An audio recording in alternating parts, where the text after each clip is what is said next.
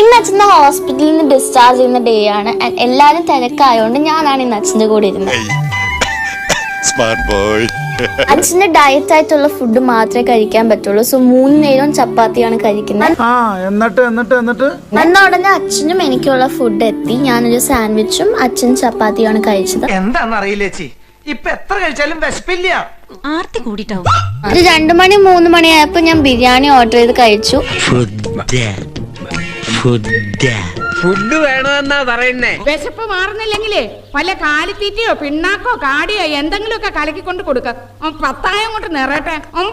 തിന്നു മുടിക്കാൻ മാത്രമായിട്ടുണ്ട് ജന്മം. ഹോസ്പിറ്റലിൽ 2-3 ദിവസം അഡ്മിറ്റ് ആവാൻ കാരണം തന്നെ ഒബ്സർവേഷന് വേണ്ടിയായിരുന്നു. വീണ്ടും സ്ട്രോക്കോ വയ്യായിക്കോ എന്തെങ്കിലും വരുമെന്ന് നോക്കാൻ വേണ്ടി മാത്രം. ഇങ്ങനെ പെമ്മക്കൾ ഉണ്ടാവാനേ പുണ്യം ചെയ്യണം. ഒരു 2 മണി 3 മണി ആയപ്പോ ഞാൻ ബിരിയാണി ഓർഡർ ചെയ്ത് കഴിച്ചു. അച്ഛനും എന്റെ കഴിച്ചു, ചപ്പാത്തിയും കഴിച്ചു. 2 പഴം കൂടി കുത്തിക്കേറ്റിക്കൂടെ? ഞാൻ വളരെ കുറച്ചേ കഴിക്കാറില്ലേ, അത് കണ്ടപ്പോഴേ തോന്നി. എന്റെ ഫുഡ് വന്നപ്പോ ഞാനും കുറച്ച് ഫ്രൂട്ട്സ് മേടിച്ച് കഴിച്ചു. എനിക്ക് പ്രാന്ത.